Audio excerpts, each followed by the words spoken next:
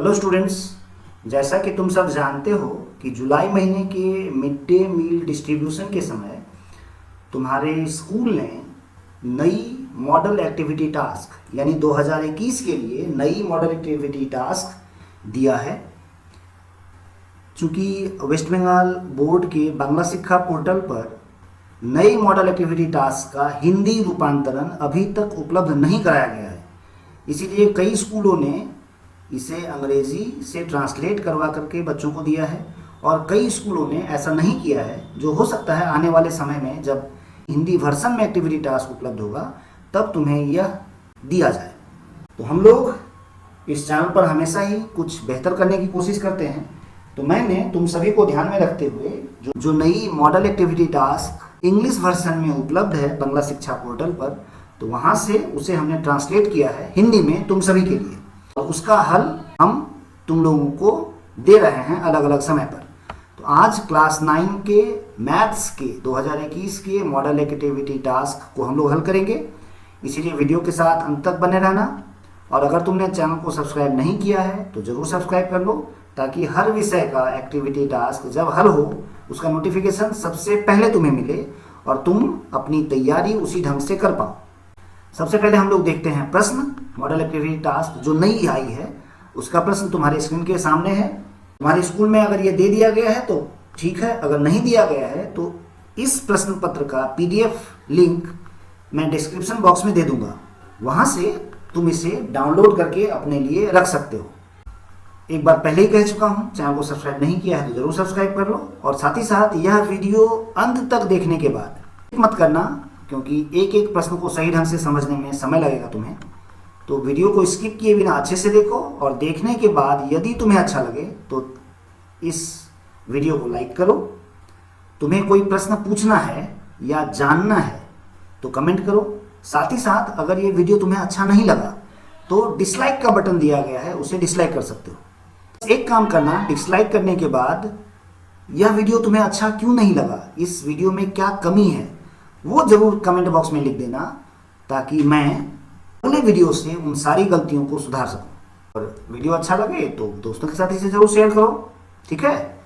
चलो चलते हैं प्रश्न के हल की तरफ। अभी अपने स्क्रीन पर तुम लोग मॉडल एक्टिविटी टास्क 2021 के लिए गणित का जो पहला प्रश्न है उसे देख पा रहे हो। यह एक बहुविकल्पीय प्रश्न है, यानी मल्टीपल चॉइस क्वेश्चन है। इसमें जो पहला प्रश्न है वो है पाई क्या है। अब देखो, साधारणतः बच्चे जानते हैं कि पाई का जो मान होता है वो होता है 22/7, लेकिन ध्यान रखना ये इसका एक्चुअल मान नहीं है। इसे राउंड ऑफ करके 22/7 लिखा गया है, पर इसका वास्तविक वैल्यू 22/7 नहीं है। तो जो बच्चे समझते हैं कि 22/7 है तो वो अपना आंसर परिमेय संख्या लिखेंगे, यानी रैशनल नंबर लिखेंगे, पर ऐसा नहीं है। पाई क्या है? पाई एक अबीजगणितीय यानी ट्रांसेंडेंटल संख्या है। इसका आंसर है ऑप्शन डी। प्रश्न संख्या 2, 0 का nवां मूल्य कितना होगा। अब तुम लोग जानते हो कि किसी भी 0 का पावर अगर n हो, जहां n क्या है, एक इंटीजर है, तो इसका मान 0 होता है। इसीलिए 0 का जो nth रूट होगा उसका मान भी क्या होगा, उसका मान भी 0 होगा। प्रश्न संख्या 3, समीकरण y + 7 = 0 का ग्राफ खींचो। अब ध्यान दो, अगर ये मेरा x एक्सिस और ये मेरा y एक्सिस हो तो y + 7 का जो ग्राफ होता है वो होता है कुछ इस प्रकार का। और तुम देख रहे हो कि y + 7 क्या है, ये x एक्सिस के समानांतर है। इसका आंसर है ऑप्शन बी। प्रश्न संख्या 4, युगपत समीकरण x + y = 20 और 10x + 5y = 140 है। केवल एक समाधान, दो समाधान, समाधान की असंख्य संख्या और कोई समाधान नहीं। तो देखो, हम जानते हैं कि यदि हमारा समीकरण a1x + b1y + c1 = 0 और a2x + b2y + c2 = 0, ये दो समीकरण हो तो इनका समाधान तभी संभव है यदि a1/a2 ≠ b1/b2। जो समीकरण हमें दिया गया है उसको अगर तुम देख लो तो यहाँ देखो, a1 का मान 1, b1 का मान भी 1, a2 का मान 10 और b2 का मान 5 है। तो अगर हम a1/a2 यहाँ निकालें तो हमें मिलेगा 1/10, और b1/b2 अगर निकालें तो ये हमें मिलेगा 1/5। अब देख रहे हो ये दोनों संख्याएं आपस में बराबर नहीं है। अगर हम लोग देख पा रहे हैं a1/a2 not equals to b1/b2, अगर ये है तो ये कंडीशन हमें बताता है कि समीकरण का समाधान संभव है और इसका केवल एक समाधान होगा। तो हमारा आंसर है ऑप्शन ए। संख्या 2 में हमें क्या कह रहा है? कह रहा है सत्य अथवा असत्य लिखें, यानी जो सत्य है उस पर टी और जो गलत है उस पर हमें एफ लिखना है। तो यदि एक चतुर्भुज का एक विकर्ण चतुर्भुज के क्षेत्र के बाहर है तो चतुर्भुज समानांतर चतुर्भुज है। चलो इसको थोड़ा समझ लें हम लोग। मान लो हमारा एक चतुर्भुज ये है कुछ इस प्रकार का, तो यहाँ तुम देखोगे इसका जो एक विकर्ण है वो ये है जो चतुर्भुज के भीतर है, लेकिन इसकी जो दूसरी विकर्ण है वो ये है जो चतुर्भुज के बाहर स्थित है। तो क्या तुम्हें ये जो चित्र बना हुआ है यह समांतर चतुर्भुज लग रहा है? नहीं, ये तो गलत है, यानी इसका आंसर है फॉल्स।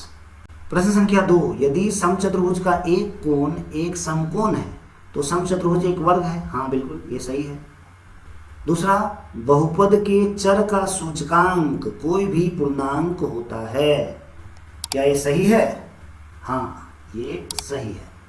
बहुपद के चर का सूचकांक कोई भी पूर्णांक होता है। मैथ्स से संबंधित ऐसे ही वीडियोस पाने के लिए school maths by Naveen sir को सब्सक्राइब करें और नोटिफिकेशन के बेल को ऑल नोटिफिकेशंस पे सेट करें। प्रश्न संख्या 4, 0 एक अचर बहुपद है और शून्य बहुपद भी है। क्या ये सही है? हाँ, 0 यह एक अचर बहुपद है और fx इक्वल्स टू अगर 0 हो तो यह क्या है? यह एक शून्य बहुपद भी है, यानी यह कथन बिल्कुल ही सही है। तो ये थे प्रश्न 2 के उत्तर। आशा है तुम्हें यह प्रश्न का उत्तर समझ में आ रहा होगा। समझ में आ रहा है तो वीडियो को लाइक करो, कुछ कहना है तो कमेंट करो और दोस्तों के साथ इसे ज़रूर शेयर करना ताकि वे भी अच्छे क्वालिटी के वीडियोस के साथ सही उत्तर वाला वीडियो देख पाएँ। प्रश्न संख्या 3 हमें कह रहा है बहुपद gx equals to 2x minus 16 का बहुपद समीकरण लिखिए। अब देखो gx equals to 2x minus 16 का बहुपदी समीकरण क्या होगा? तो ये होगा 2x माइनस 16 इक्वल्स टू 0। यह है हमारा आंसर। और कह रहा है बहुपद gx का शून्य ज्ञात कीजिए। अब ध्यान दो, हमें क्या दिया गया है? हमें gx इक्वल्स टू दिया गया है 2x माइनस 16। अब हमें x का मान कितना रखें कि यह संख्या 0 हो जाएगी? तो हमने x का मान 8 रखा। तो देखो तो क्या होगा यहाँ? ये होगा 2 इंटू 8 माइनस 16। अगर इसे गुना करो तो हमें मिलेगा 2 8 जा 16 माइनस 16। अब जानते हो 16 से 16 घटा करके हमें 0 मिलेगा, इसीलिए gx का शून्य 8 है। चलते हैं 3 के 2 नंबर प्रश्न की तरफ। प्रश्न संख्या 3 का 2 हमें दिया गया है 8x cube plus 8x minus 5 बहुपद का गुणनखंड ज्ञात कीजिए। अब ध्यान दो, हम इस संख्या को ऐसे लिख सकते हैं क्या? देखो तो 8x क्यूब को हम लिख सकते हैं 2x का होल क्यूब प्लस 8x को हम लोग लिख सकते हैं 4 इंटू 2x माइनस 5। अब यदि हम 2x बराबर 1 रखें तो हमें क्या मिल रहा है? देखो तो यहाँ पर अगर हम 1 रखें तो हमें मिलेगा 1 का क्यूब प्लस 4 इंटू 2x का मान 1 माइनस 5, यानी ये होगा 1 प्लस 4 माइनस 5 और 4 1 5 माइनस 5 ये होता है 0। यानी 2x इक्वल्स टू 1 रखने से इस बहुपद का मान 0 हो जाता है। तो इसीलिए 2x माइनस 1 क्या है? इस बहुपद का एक गुणनखंड है। तो देखो, इस प्रश्न को अगर हम हल करना चाहें तो बहुत ध्यान से देखना हम कैसे लिख रहे हैं इसे। हमने एक पंक्ति यहाँ छोड़ दी है। अब हम क्या करेंगे, बराबर के बाद थोड़ा सा जगह लेकर हम लिखेंगे 2x माइनस 1। कितना बार, चूंकि यहाँ क्यूब है तो 3 बार, तो फिर से जगह छोड़ो 2x माइनस 1, फिर थोड़ा सा जगह छोड़कर हम लिखेंगे 2x माइनस 1। अब ध्यान दो, हमें यहाँ 8x क्यूब है लेकिन मेरे पास यहाँ 2x है, तो इसे हम कितना से गुना करें, 4x स्क्वायर से गुना करें तो हमें क्या मिलेगा, 4 2 जा 8 x क्यूब, ये यहाँ मिल रहा है। अभी फिर इसको अगर हम यहाँ से गुना करें तो क्या मिलेगा, माइनस 4x स्क्वायर। देख रहे हो प्रश्न में x स्क्वायर जैसा कोई संख्या नहीं है, तो हम क्या करेंगे, इसका चिन्ह बदलेंगे, यानी माइनस है तो यहाँ लिखेंगे प्लस 4x स्क्वायर। अब ये दोनों संख्या तो यहाँ से गुना करने पर हमें मिला है ना, तो यहाँ प्लस है, हम लिखेंगे प्लस, मेरे पास है 2x, लाना है 4x स्क्वायर, इसे अगर हम 2x से गुना करें तो ये मिलेगा हमें 4x square plus minus minus 2x। देखो तो x वाली संख्या है क्या हमारे पास, हाँ x वाली संख्या तो है, लेकिन ये प्लस 8x है, मैंने माइनस 2x लिखा है, यानी हमें इसमें जोड़ना होगा। माइनस 2 में कितना जोड़ें कि हमें 8 मिले, तो हम जानते हैं कि 10x जोड़ने से हमें 8 मिलेगा। तो यहाँ है 2x, हमें लाना है 10x, तो हम यहाँ लिखेंगे प्लस 5 से अगर गुना करो तो 10x होगा, फिर प्लस माइनस माइनस 5 1 जा 5। देखो अंत वाली संख्या हमें मिल गई, तो हम इसे लिख सकते हैं 2x माइनस 1, तीनों में है तो हमने 2x माइनस 1 कॉमन ले लिया, तो हमें बचा क्या, हमें मिला 4x square plus 2x plus 5। क्या इस संख्या का गुणनखंड हो सकता है, 5 इंटू 4 20 ऐड करके 2 लाना है, यह संभव नहीं है। यह है हमारा आंसर। ये हमने क्या किया है, ये हमने रफ वर्क किया है। संख्या 3 का 3 दो बिंदुओं -2 और 4 6 के बीच की दूरी ज्ञात कीजिए। तो हम जानते हैं कि यदि हमारा पहला बिंदु है x1 y1 और दूसरी बिंदु है x2 y2, तो P और Q के बीच की दूरी जो होगी वो क्या होगी, ये होगी √x2 माइनस x1 का whole square plus y2 minus y1 का होल स्क्वायर। तो देखो इन दोनों बिंदुओं के बीच की दूरी को अगर हम d से लिखें तो हमें क्या मिलेगा, ये देखो ये है x1 y1, ये है x2 y2, तो x2 यानी 4 माइनस x1, यहाँ -2 है तो ये हो जाएगा +2 उसका होल स्क्वायर प्लस y2 क्या है, y2 है 6, तो 6 माइनस y1 -2, ये हो गया +2 उसका होल स्क्वायर। ये इकाई इतनी होगी दूरी।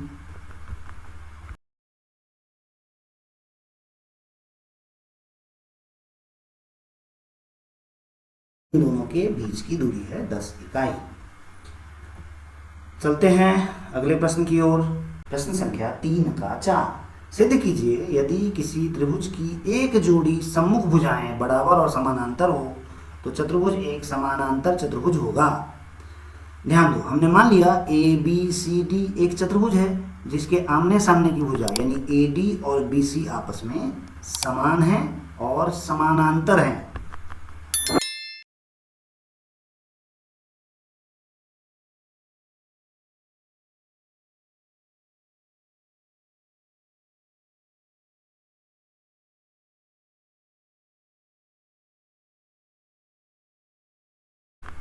इसे सिद्ध करने के लिए हमने रचना किया है। हमने क्या किया, BD को मिलाया,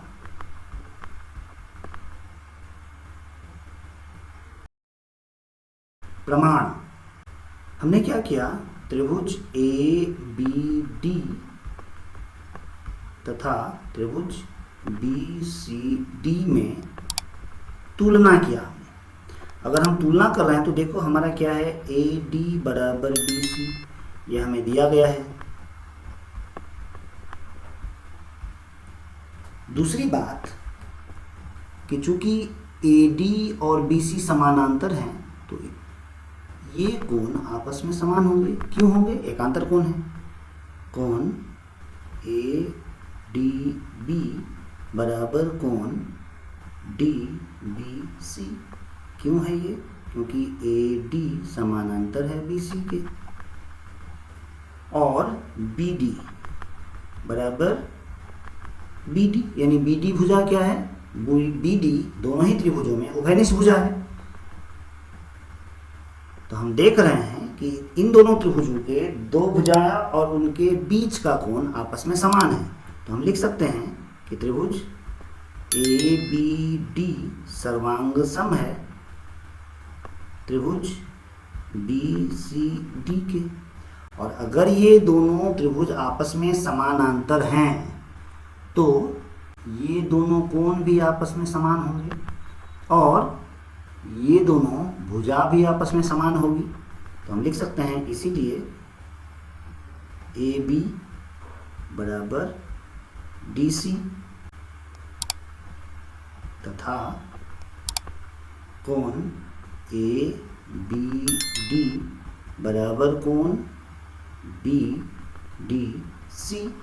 लेकिन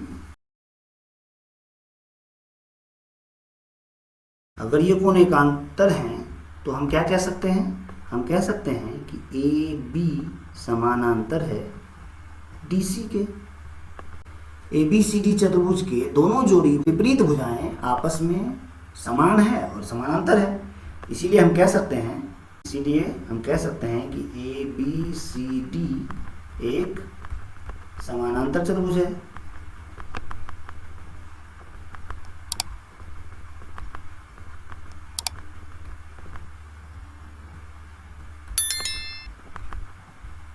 यही हमें प्रमाणित करना था।